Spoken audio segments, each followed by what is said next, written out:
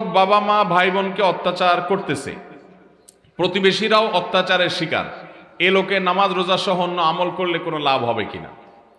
একটু আগেই আমি যে হাদিস বলেছি যে নবী সাল্লাল্লাহু আলাইহি সাল্লামের কাছে বলা হলো, হে আল্লাহ রাসূল, অমুক নারী তিনি অনেক ভালো কাজ, নফল আমল, রোজা, সদকা ইত্যাদি ভালো কাজ করেন, অথচ প্রতিবেশীরা তার দ্বারা কষ্ট পায়। নবী সাল্লাল্লাহু আলাইহি সাল্লাম বলেছেন, হিয়া ফিন্নার, এই মহিলা জাহান্নামে যাবে, তার নফল আমল রোজা এগুলাতে লাভ হবে না, যেহেতু সে প্রতিবেশীর হক নষ্ট করে, মানুষের হক নষ্ট করে, আচরণ খারাপ করে।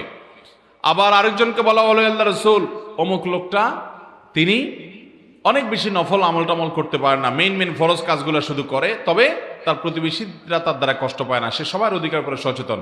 নবীজি সাল্লাল্লাহু আলাইহি সাল্লাম বলেছেন, এই লোক জান্নাতে যাবে। এই হাদিসের আলোকে এই প্রশ্নের উত্তর একেবারে দিনের আলো মতো পরিষ্কার।